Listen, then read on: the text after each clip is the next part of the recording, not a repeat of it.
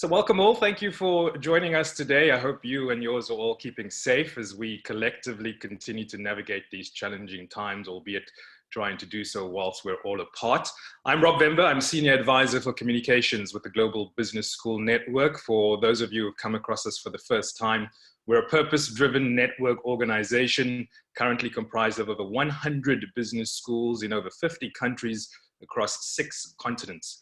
Our collective purpose is to improve management skills in the developing world. So please join gbsn.org. Visit us on our web portal to learn more and have a look at joining our efforts.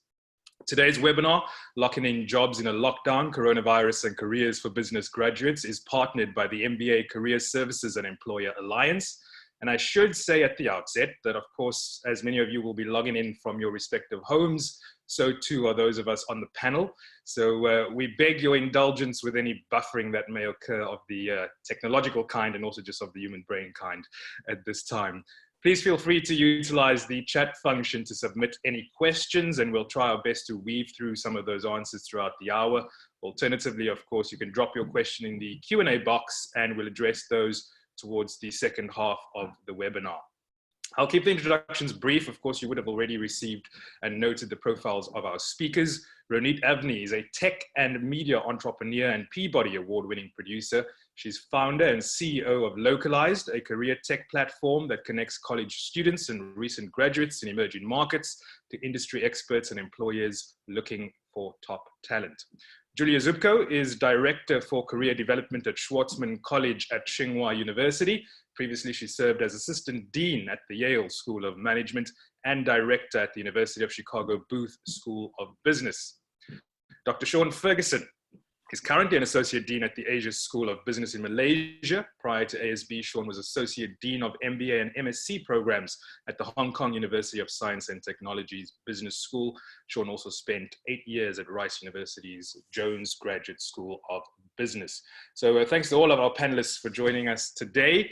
Sean, I want to start with you. I know you know, discussions leading up to today's webinar and also noted through your social media postings that you are particularly interested in driving home the fact that this is not the first time that we have been here.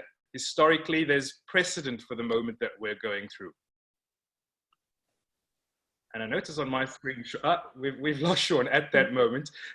So let me go to you, Ronit, because I know that you've penned a piece in the National, co-authored a piece in the National online publication recently and brought home the point of how we've had lessons and certainly research from previous recessions in the 2008 moment in particular of how graduates have struggled to keep up as a result of times like these.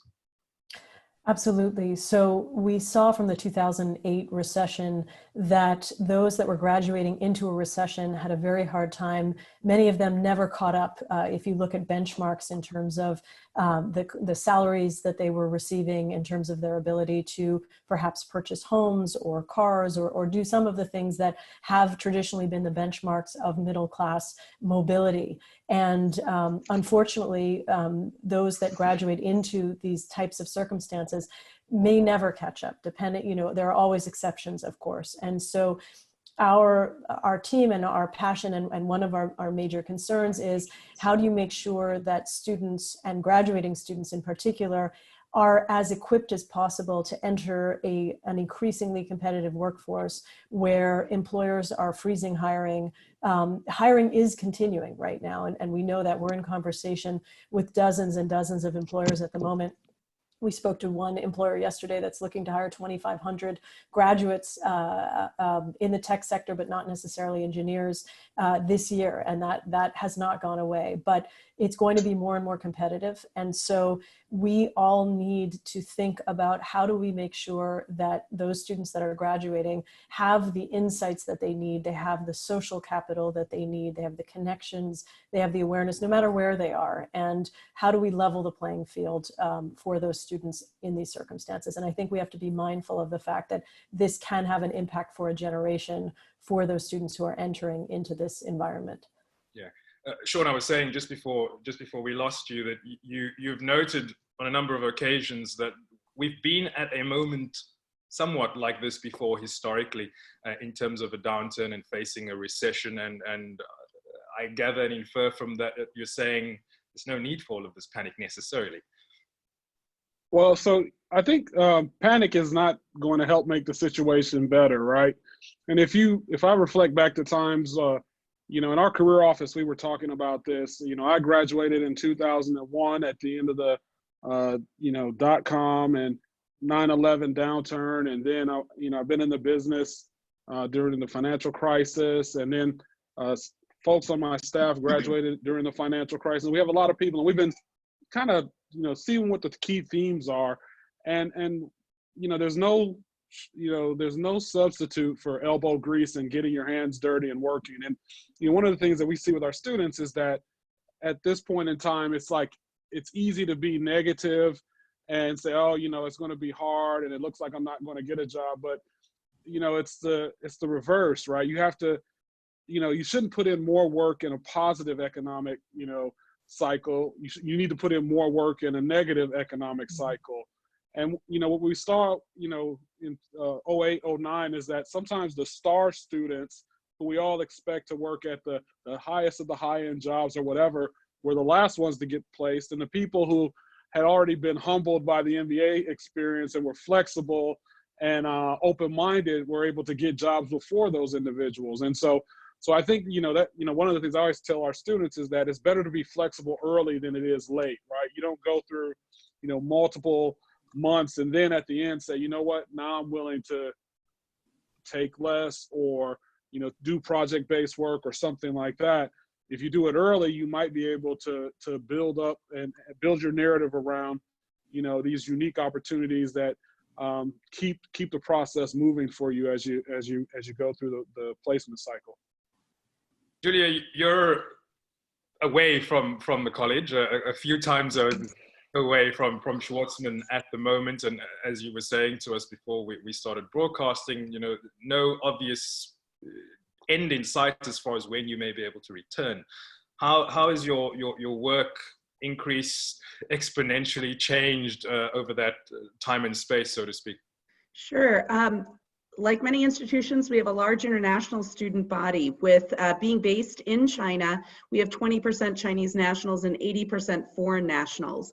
And I think, there's some kind of, when we work with students, one, just reminding them why they were selected for your programs. It's because they've faced adversity in the past, because they've overcome and demonstrated leadership, and kind of reminding them that they have that resilience and in that mindset within them, and they now just need to, apply it in this new environment, in this new situation. Kind of like Sean was saying about staying positive. I think it needs to be tempered in an environment in which they do need to be flexible. They may not be able to make all the changes that they had initially hoped to make with respect to geography, industry, function. But at the same time, this is a new world whereby we've been talking for years about the jobs of the future not even existing today, and the rapid transformation that we've seen just in the first 20 years of this century alone. And we know that that was going to continue at pace. And so if people can kind of, again, shift and reframe that mindset to be thinking about the potential that this situation now provides with respect to new industries, new jobs, I think that gets them in the place to have the energy that Sean speaks about, where they could, really spend the time doing the things that it takes wherever they are globally. And again, I think we're in a world where they will be in different locations globally, possibly for some time. But there are opportunities that do exist right now. Great, and I should have said at the outset, and the questions already come in, a recording will be made available of this session within a day or two's time, and everyone, all of those registered will receive an email with the link to that recording. We want to try and be as practical as possible, but at the same time, hopefully setting a lot of minds at ease. So let me ask Sean, what are the practical changes you're having to make or have made already as far as your recruitment practices? What does it ordinarily look like, and are you changing at all? Well, so one of the things, being out in Asia, similar to Julia, our school, 70% of our students are international. This is coming from a very MBA perspective. it's never really been a macro hiring environment out in Asia. And what I mean by macro is that in Asia, there's not big on-campus recruiting or MBA hiring programs. Everything is micro in nature. So it's very relational and things of that nature. And so for us in this part of the world, it doesn't really change as much how we go about our approach to work. So, you know, the networking, instead of maybe having, you know, to reach out to 20 people, we might have to reach out to 30 people for a student, right? And what we caution people, and we've seen it just in the last couple of weeks, right? So we're actively engaged with our employers in Asia. Looks like there's still a little bit of momentum and things of that nature going on. And then the stop is coming from global headquarters in Europe or the US. There's a hiring freeze. And so there's appetite here. But, you know, one of the things that, you know, we learned from the 08, 09, you know, environment, just because there's a global hiring freeze doesn't mean there's no hiring. Mm-hmm. And so what that means is that there may be an extra layer of approval to justify a crucial role or something like that. And so we've had to keep reminding students of that. Just go knock on the door and make sure it's closed. Don't just look at a list and say, they said they're not hiring or something along those lines. And so relationships are key. Finding the hiring managers, because a desperate hiring manager will go through a lot of hoops to make something happen for you. There's a comment and question that's coming from Dr. Yazdani from UMT Lahore, Pakistan. And I think, Ronit, this possibly speaks to what you were discussing with us earlier. He's asking and saying, can it be said that Corona has brought all the anticipated technological disruptions a decade earlier? Your platform, your business, Localized, kind of perfectly set up for this moment. Would you say that it's accelerated certainly what you've been doing? Absolutely. So just to give some background for those who may not be familiar, Localized is a platform that connects universities and talent hubs with industry experts to guide them and employers to hire them. And we focus primarily on emerging markets. We've been operating across the Middle East, North Africa, and India, although we have students from 60 countries and we're now growing. So, and I should say the United States, we're now opening that up. So we've tripled in terms of our user base just in this last quarter. And a lot of that is because traditionally universities, a lot of recruitment for universities has been on campus career fairs, particularly in certain markets where the only interface that students generally have is with employers at a career fair that is on campus, and now all of those are canceled. And certainly there are universities that have hiring platforms that they're integrated with, and some do virtual career fairs, but the vast majority don't yet. And what's interesting is that in the past, when we were talking to universities, many would join, but many others would say, you know what, we're good. We have our campus career fair. We're all set, you know, no thank you. And those same universities are now emailing us and saying, actually, you're doing these virtual career fairs. Actually, you have these career talks. We want to speak to you. So I would say that, yes, there is an acceleration. I think the movement of the future of campus recruiting globally is going to shift online. I think that has been a trend that is accelerating. I also think that supplemental career services resources for students are also shifting to be online as well. And there is an acceleration. And I'll give you a couple of examples just to be clear. Our thesis, and I've shared this with the panelists before, is that it used to be that you needed hard skills to succeed. You wanted to become a doctor or an engineer, you needed those skills. And then it was hard skills and soft or essential skills, how to collaborate, how to communicate, all the skills that we're working on that are truly essential.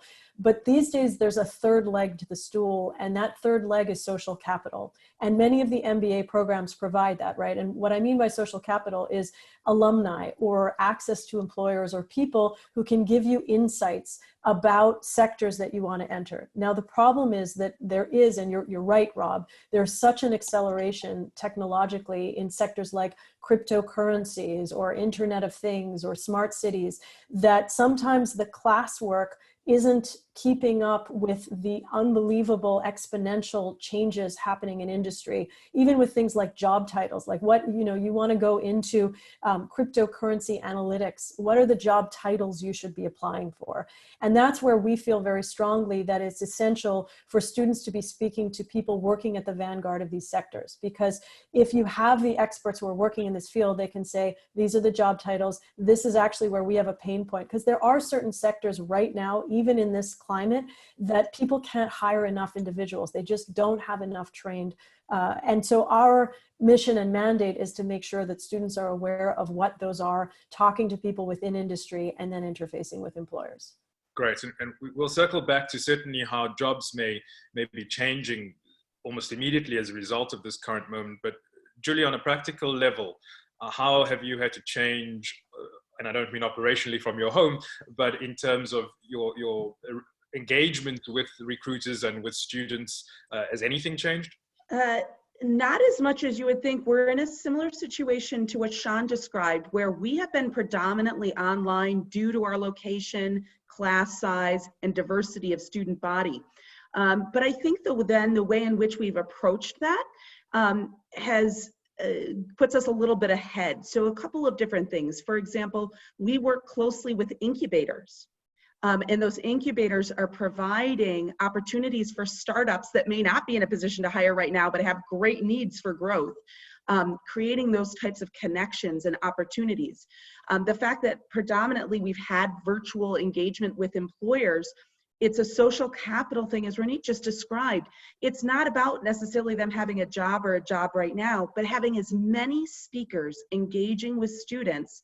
And what we do in that micro environment is we make sure that those speakers have the 8 resumes of the students in the room prior to the conversation. So it's a lot more of a relationship, social capital, where we're helping them create that intimate experience that often then leads to kind of the second and third conversations. And I think those are the kinds of things, besides just doing a virtual on-campus presentation, if you will. The other opportunity is encouraging our various employer contacts to not try and recreate that traditional campus recruiting presentation, but to teach these scholars about something new, about the way in which they're handling certain situations in this unprecedented time.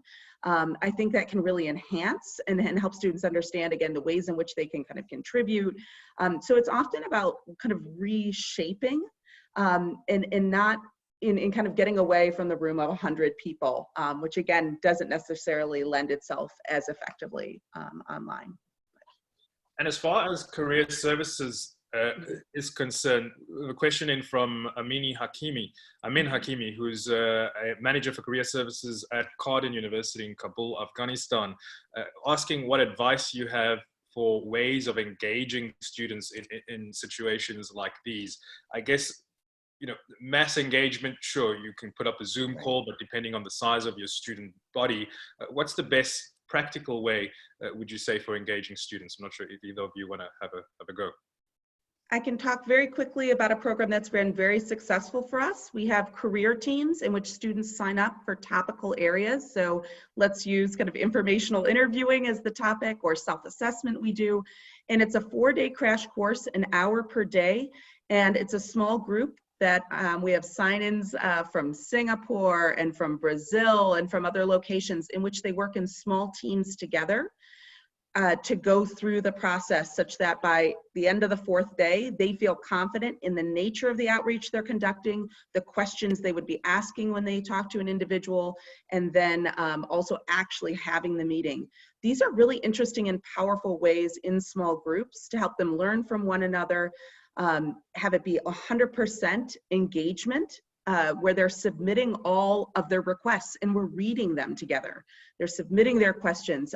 So it's incredibly high touch, it's incredibly specific, but again, that team-based experience where they're meeting again for 4 consecutive days, I think during this time has been incredibly important. So it's kind of a different thing, the one-on-one model through coaching versus the one-to-many model. This is something in between. And I think it's worked very, very well for us. Great. Sean, a question from Kelly Koshis, who's wanting to know about particular industries and sectors that you see perhaps right now that are aggressively hiring as opposed to those not. Yeah, I think, technology, especially here in Asia, that's doing really well. There's a lot of, startup money out in this part of the world. And so people are looking for people with business skills for technical roles, right? So people who go to business schools, who have, a technical understanding of things and understand how to adapt technology to consumer needs or to make things operationally efficient, those are the ones who are getting placed. And even your older school companies, right? So instead of hiring a brand manager, they're hiring someone to manage the digital experience, a Procter and Gamble or a Unilever or something like that. And so really, businesses are really trying to figure out how to, put science behind, making money from a marketing perspective, running their social media campaigns and such. And so the innovation areas and the knowledge areas are still, really, really high on MBA candidates and such. And so that's where we've seen the most traction. And our students, this was this year and last year. And so while things have slowed down for sure because of COVID, the proportionality of tech relative to everything else has been about the same. And Ronit, you're seeing similar trends as far as the companies and corporates that you're dealing with and what's currently being sought from a work perspective? Yes, I would agree with Sean on that technology, absolutely, hiring is still happening. I would say also now some of the subsectors, med tech, for example, medical technologies. I would also look at companies that have just closed very large rounds. If they've raised 40 million, 60 million, $80 million, those scale ups that are awash with cash and now have to deploy that, those would be a really good target to look at. Also, there are certain sectors that there are always jobs that are open. So for example, companies that are looking for people to interface with government, for example, right, where they're trying to find those liaisons between, right now, I'm sitting right now in Washington, D.C. I'm on a daily listserv of all of the companies that are actually looking for people who can interface with government, right? And you have to have practical business skills. You also have to have some familiarity with how to navigate. Those jobs are not going away, but the tech sector is growing. Also, in the food, it depends. Certain sectors are down, but those who are providing some of these essential services, like those in the food and beverage industry, again, they're not slowing down at the moment. So we've been talking to dozens and dozens of hiring managers. We're planning a big virtual career fair. So we're talking to folks. Where we're seeing cuts are marketing departments. We're seeing cuts in financial services, and it's not even necessarily a cut so much as a postponement. Most of the employers that we're talking to right now are who are not in tech, are taking a wait and see approach, where perhaps if they were hiring right now for June intake, they might do the hiring in June for September intake. But the positions are still there and the resources are still there. So I think that I agree with Sean that it's still out there. The thing that I would emphasize is that, and we have a career coach on our platform who works in Silicon Valley in HR, and he used to work at Stanford, and he talks about the fact that you are 75 times more likely to get a job through a referral in tech companies than you are through a cold application. So no matter who you are, if you're coming in through a referral, usually it gets channeled to a whole different chain of command. And so those referrals are essential, and they don't have to be somebody who's very, very close to you. And so I think that one of the practical things that business schools can be doing right now is making sure to be building those relationships so that when the time comes, if somebody's looking for referral, it can just be a, hey, we had that 1 hour conversation, that was really productive. I'm looking at X role. Would you mind letting the folks in HR know that I'm going to be submitting my application, or is there some other way that I should be applying? Those small decisions and those small acts actually can have an exponential impact on the likelihood of somebody getting a job. The other thing that I would say is that A lot of industries that traditionally had been very much about in-person jobs, hiring locally in a particular place, like financial services, they're actually rethinking that to say, wait a minute, we can do a lot more remotely. And I think that for the purposes of this community, the GBSN community, that actually opens up a lot of opportunity for folks who are not necessarily in traditional hiring hubs. And so I would say seize that opportunity. The more that people are getting accustomed to remote work, the more comfortable they are with remote hire. So for example, our team is entirely remote. We have team members all around the world. We're very accustomed to it. It's very natural to us. But we're now seeing an openness by companies and hiring managers that is unprecedented. And so I think that that can be leveraged very strategically right now. And I think the point that you're making about those relationships that in our industry, generally speaking, and certainly when it comes to hiring of any kind within any sector, the relationships matter using various platforms, the human connections that we have. Have you yourselves yet, Julia, started ramping up how you're talking to alumni or different groupings? Are you increasing those kinds of conversations to try and find more opportunities for students? Absolutely. I think as anyone, we believe we're a partner with the students in these search processes. And so kind of making that extra effort to engage everyone within our community in different ways and doing it in the way in which your alumni want to help.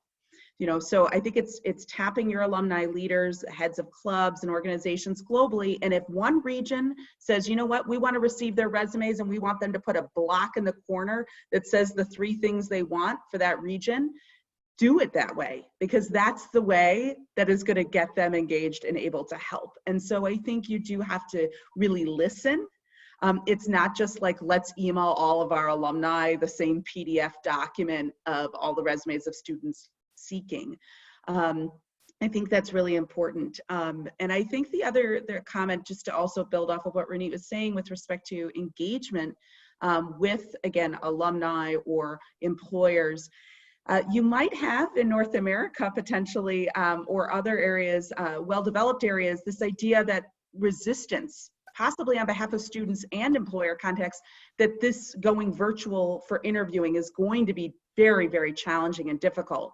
And as, again, someone in Asia, where, again, the majority of our students doing case interviews, both rounds, first round, second round, has been virtual for 4 years now, and we still have students getting hired into top tier firms globally. People getting hired into private equity without now ever meeting in person. These things have been happening just in places and pockets. So again, be more confident in those approaches that these things will and can work. And again, kind of leveraging things and tailoring them by different areas of the world is going to become more important. Sean? Yeah, I think it's also important too to kind of help coach your students on how to manage the network, right, or the contact or that kind of thing. Sometimes, our students, students want to get straight to the chase. Hey, do you have a job? Do you have something for me right now? And it's like, no, you need to, warm up the contact. We have this approach, it's called seeding, tending, harvesting, right? And so you have to kind of put in the work before you can get the value out the network. And you shouldn't always look at it with the end game in mind, right? Sometimes, and right now, one of the things that we're seeing that's kind of interesting is there's webinars going on everywhere, right now. And some organization, I think I'm on the board of an MBA CSEA, we were talking about it, and we were, it's like, hey, everyone's on webinars. But what I tell our students, and some have asked, should we do webinars? Should we take online classes? I'm like, you know what? The best hour you can spend is with a one-on-one conversation with someone in an area that you're working with. You can probably learn just as much. You can build a relationship and a connection. And if nothing happens, that's fine. You might be able to use it 3 months, 4 months down the road. And so helping them understand how to manage the relationships, and don't assume that senior people won't respond to you. My hit rate with senior people is actually in responses to in-mails or emails is actually higher than middle managers and junior people. Sometimes people, if you're a CEO or something, people feel like you're not approachable, but if you just reach out, you'd be surprised how many of them will respond to them. And I've had countless examples of students who have reached out to the CEO and just, it was kind of a Hail Mary. And then all of a sudden they're having a coffee, or now it'll be a virtual coffee, but not being afraid and then knowing how to manage the network, I think, is going to be crucial. And are you, Julia, putting in extra time in terms of those softer skills, the skills that are now, how to use those soft skills and bring those soft skills across using the hard technology? Oh, I think this is something anyone in career development is well aware of, that we're kind of constantly trying to help students blend the opportunity that technology provides for mass outreach with the tempered kind of approach of personalization and thoughtfulness that goes behind what is their strategy, how deep are they willing to go, so that those conversations can build. So from a soft skills training perspective, I think a lot of it is being able to kind of, I think, give feedback to individuals. And you can do this and ask alumni to support you in this, so that it's not always the career office kind of helping coach. And I think that's a really special thing that communities can provide, whereby students learn and grow through this process. I think we forget as educational institutions that the career experience and this job experience is an educational opportunity for them to grow and practice these skills. But you kind of have to help them understand after a meeting, you could have asked a question a little bit better this way, or it was, these kinds of things, or again, encouraging alumni to either reach out to you or directly provide some perspective to the student about how that's going. Other soft skills are, honestly, I think we see a lot of the lack of confidence that some students have prevent them from doing the right thing sometimes. So this is also in in global communities that humility is incredibly important. So you might have, for example, someone in an employer or alumni community offered to do something for the student, but instead of the student taking up the individual on that offer, they think, oh, they were just saying that to be nice. And it's kind of helping students understand, know that they genuinely would like to help you. And by you not responding and seeking that out sends a message of disinterest or lack of focus and things like that. And I think that's really important. The same thing I see students reach out one time and say, well, they didn't reply. They just, they must not want to talk to me, versus kind of, again, remembering what it might have been like when they were working full time and possibly in this situation in particular, managing many, many different things. In many places. And so it's often encouraging them about following up and kind of being what we call politely persistent, and how to do that, I think, in a way that helps, again, increase their brand and presence, such that that individual may not have an opening for them, but as Sean even was describing, this idea that their own social capital within their industry, if they can refer someone on, is incredibly valuable, both to them as the referrer as it is to the individual being referred. Great. We have another question through regarding internships. Have you seen perhaps corporates requesting rather to place more students on an internship virtually, or have you seen a decline in those numbers? Ronit, have you noticed anything as yet? Yes, so we're trying to survey our partners just to understand that. I would say the following, that you're seeing an increase in demand for internships in places like startups. They're not going to pay well. They may not be able to pay at all, but there's an enormous opportunity there for people to gain experience. So to Sean's earlier point, in terms of the more classic internships, our understanding is that people are honoring those internships, but they're postponing the intake of some of the new interns, depending upon the sector, whether it's consulting or finance. So it really varies. Also, law firms, I think there's a wide range of reactions, right? So we're hearing it across the board. Some people are business as usual. Some people are waiting and postponing. What we are hearing, though, is that those that are going to internships, a lot of them are going to be online. there has been a growing trend prior to coronavirus to do micro internships and these micro experiences. And I would really encourage people to consider those as an opportunity where I think there's a question of breaking down what is the purpose of the internship. Is the purpose of the internship the stepping stone to get into a particular company that has its own merits and its own logic to it, but then there are other internships where you're there to gain skills or you're there to gain exposure to a particular sector. I think there's more opportunity in the latter in terms of this category of gaining the skills and gaining exposure. Those that have the more traditional internship programs, it's really company by company right now, and it's going to be tough. So I think that Sean's point about flexibility is going to be essential on that for people to get creative. One thing I'll add that we're doing in preparation for all of this, and just piggybacking on your prior question, Rob, we have been doing a ton of training on the platform on things like public speaking and executive presence and professional communication, both in person and virtually. We have been doing micro coaching and weekly coaching with our career coach and residents around things like mock interviews online, around getting your digital resume to be able to get past the algorithms of HR recruiting software, which is different than preparing your CV.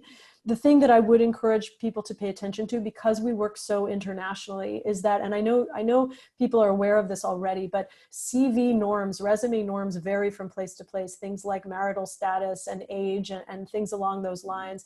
And now that students have more opportunity to go global because it's virtual, being in touch with the differences in those norms will be important, because what looks perfectly professional in one context looks very out of touch in another context. And it's important to know how to translate between those environments. And so that's something that, on our platform, we're doing it for our members, but in general, I think that that's something that is important to take note of.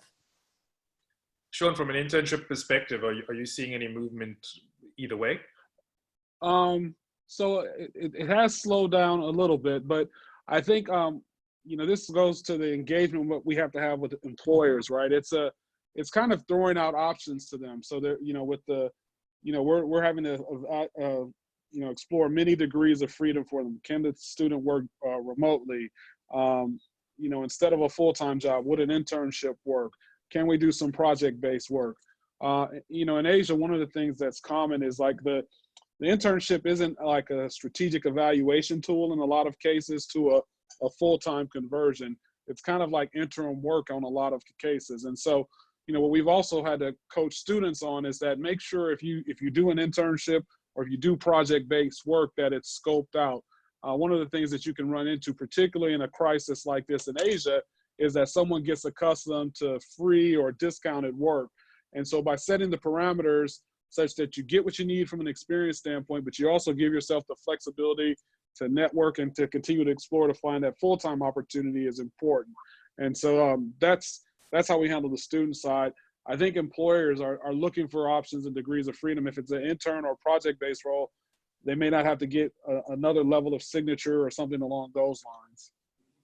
I think the only other thing I would chime in about internships is I think sometimes, again, we have a very narrow definition of the length of an internship, that it has to be in the summer. Right. There's an immense opportunity now where these constraints don't exist, because you're taking classes potentially in the early morning or late at night, and you have more time because you're not spending them in the traditional ways in which you were when you were physically on a campus.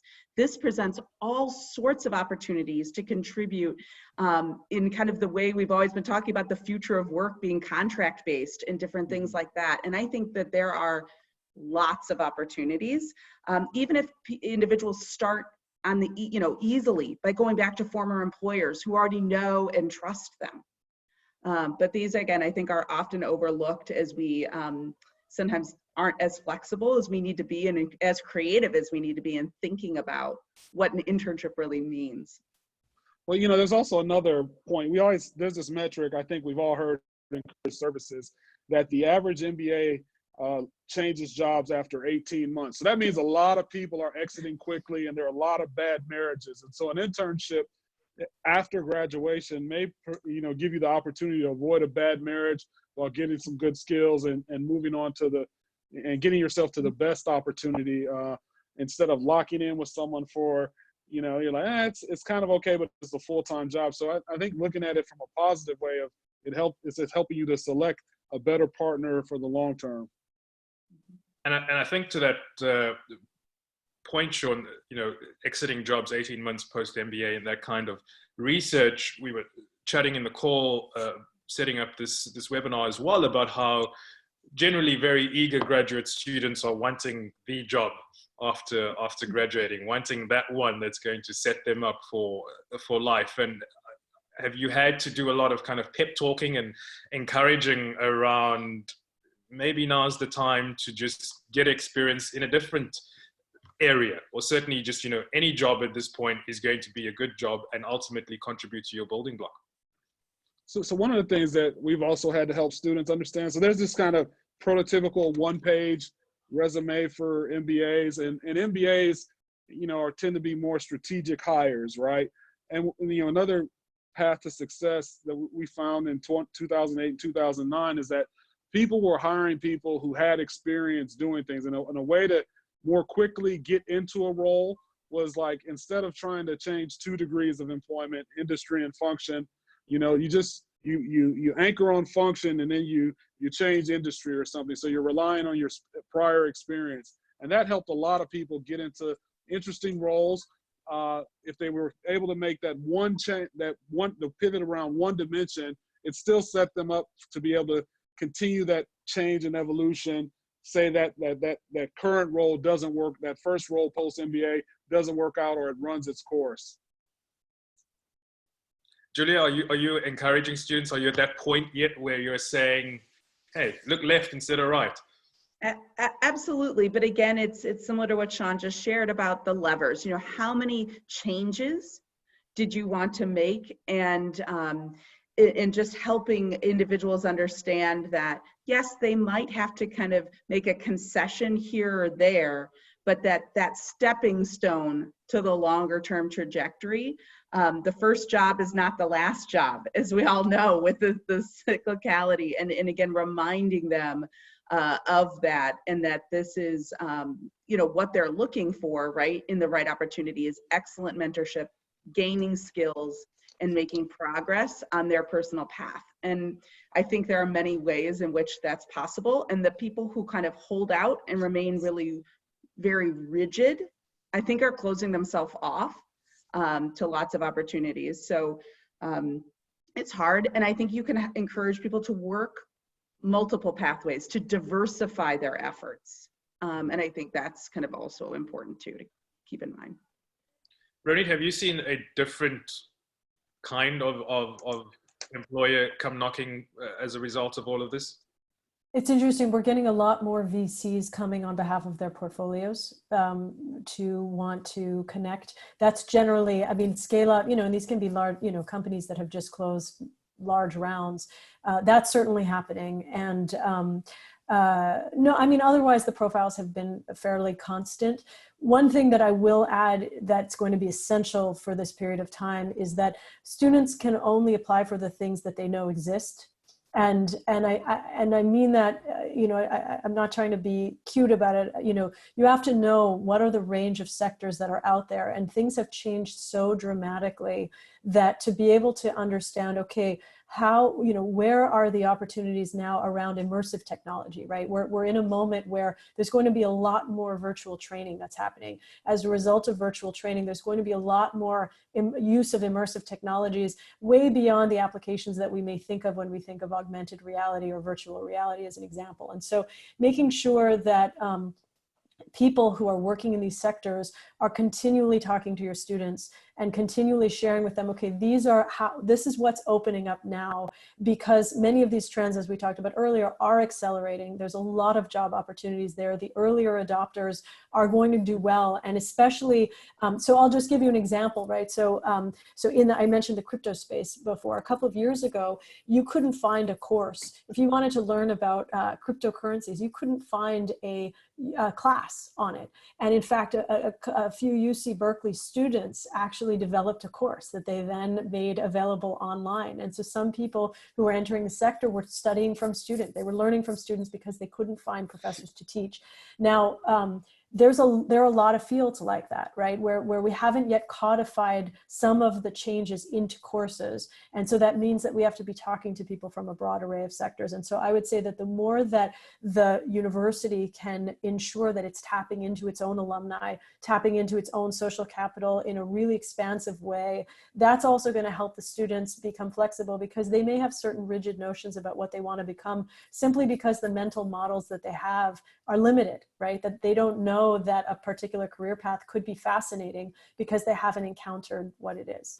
And so that's something, you know, we had a number of weeks ago, we had somebody who, he builds algorithmic trading systems, right? He started as an engineer, that's what he did. So just to start and say, okay, well, what is an algorithmic trading system, right? And like, how on earth did you go from your, you know, undergraduate in computer science to doing this? And why on earth would somebody do that? And what are the other opportunities around what you're doing that we may not have ever heard about? So this is what I mean, that I think that the more adaptive and the more expansive we are right now, the more we're going to be equipping students.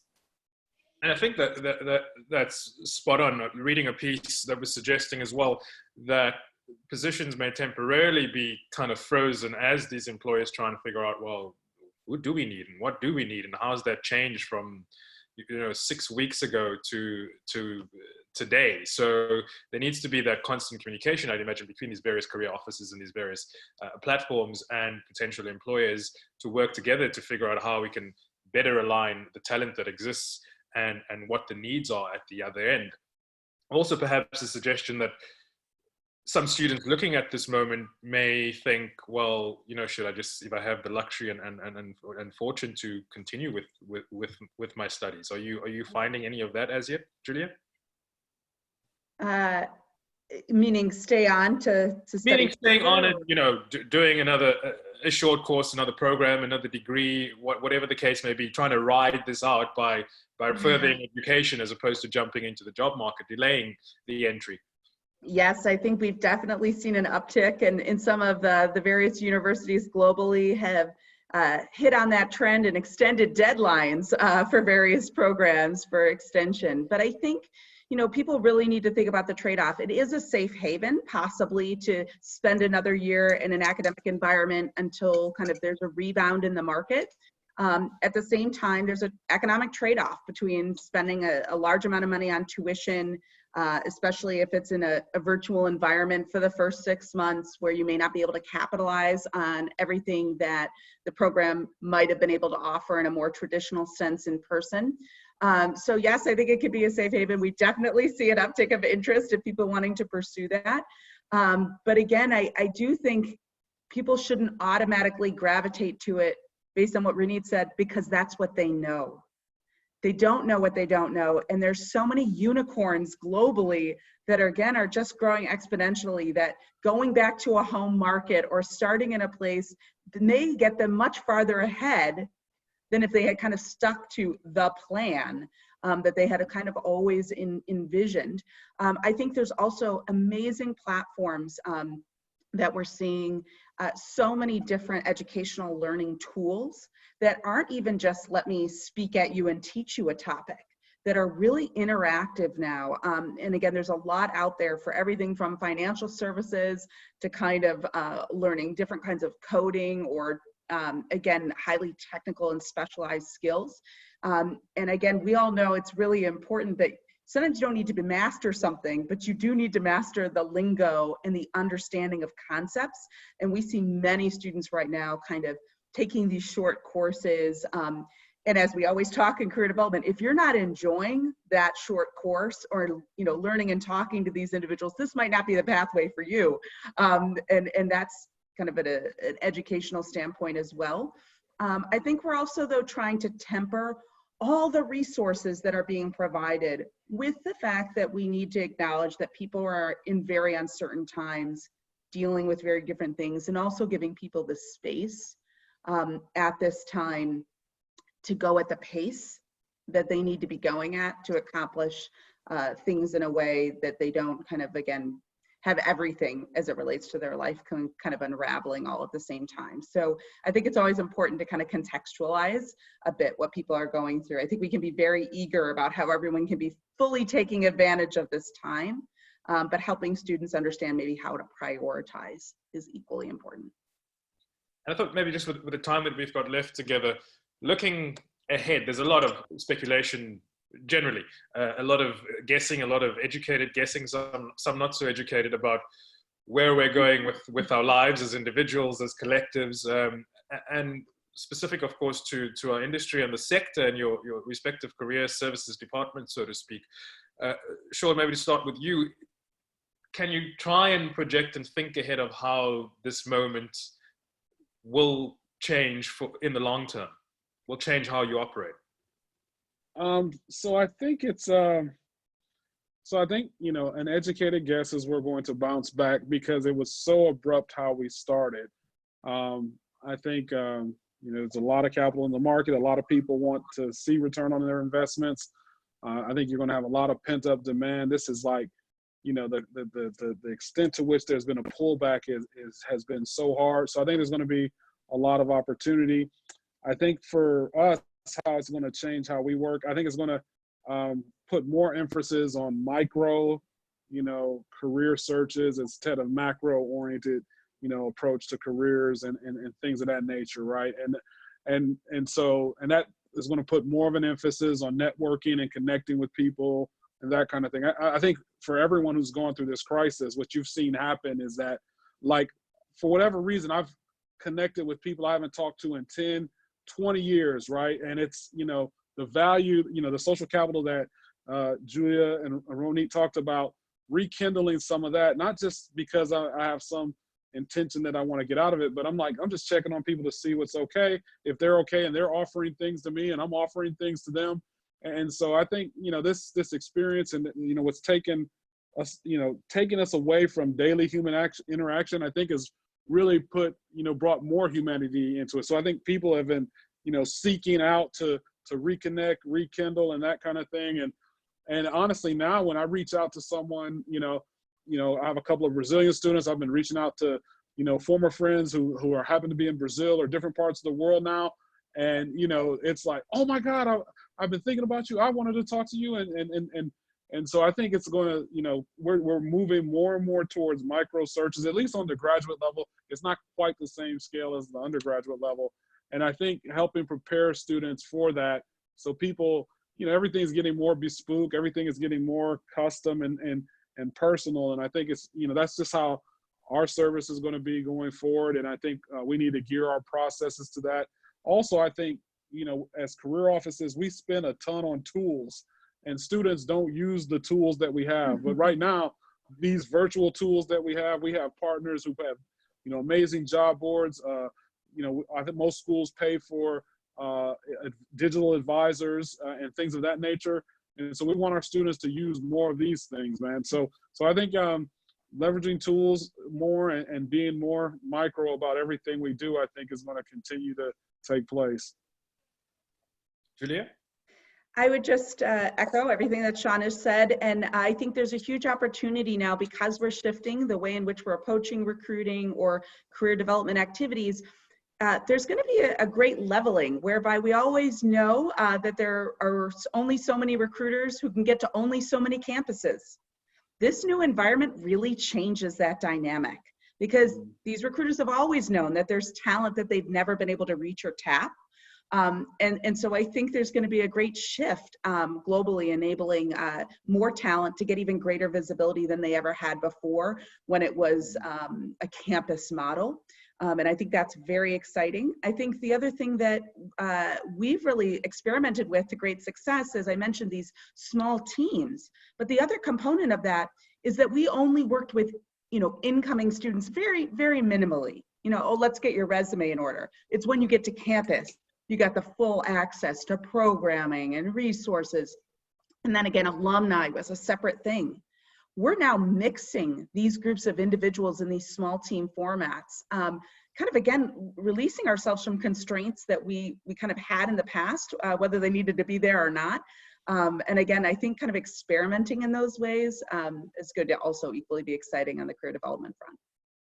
Yeah, and Ronit, I guess it's kind of ironic how this situation has brought us to myself being from South Africa, and as you've mentioned earlier, the means of recruitment works quite differently in the developing world in terms of relying perhaps more heavily on those one-on-one personal connections and not having these mass recruitment drives come to the various campuses. So to Julia's point of this being the great leveler, what kind of changes are you projecting even further than what you've already seen and been dealing with for most of your time with Localized? Absolutely. So, we've tripled the number of experts and coaching. I mean, we're just trying to be this layer so that no matter what the infrastructure of the school we work with, they might not have career services. They might have a dean of students or a career counselor, that it's easy to support them. But one thing that is at the heart of our work that Sean just touched upon a little bit that I think would be valuable, particularly for universities globally. You mentioned the Brazilian students, Sean. So one of the things at the heart of Localized is actually tapping into diaspora networks or expat networks or affinity networks. So Rob, you're from South Africa, you're in DC, but if you had the opportunity to help students in South Africa from DC, I imagine that you would be more motivated to do so than if some random person asked for your time. And so one of the things that we do at Localized is we tap into, if we're serving universities in Jordan or Egypt or India, we're tapping into Indians in Silicon Valley who want to stay connected because right now they can't travel home, and people want to be able to stay in touch and they want to offer their expertise. So I would say these affinity networks, alumni is one of them, right? So for each university that has an alumni network, that's your most logical and closest community to reach out to if you have that tradition and culture.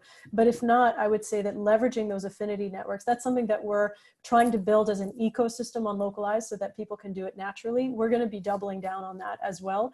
And the beautiful thing is that somebody might join to help fellow Jordanians, but they're delighted when there are students from Spain or from Mexico who are benefiting from the expertise they have to share.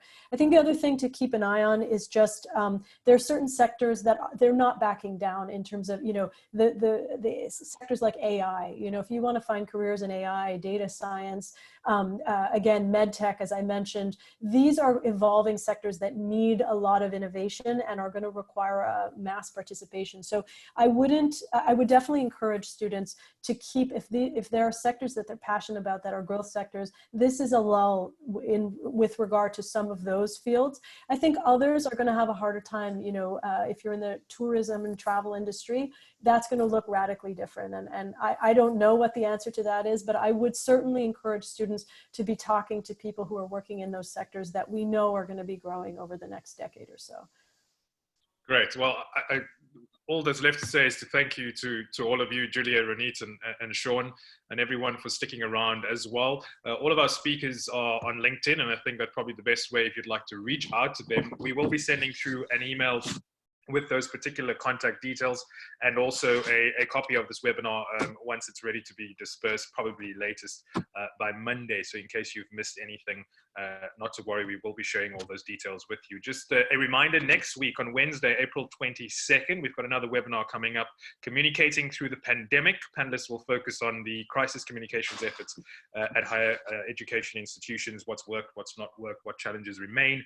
And then continuing this particular theme of this webinar today, next week as well, on the 23rd, along similar lines, recruitment during a downturn. We'll be partnered by EFMD's Hired with a panel as well as we continue this conversation, which may be of interest specifically to the community who's gathered here today.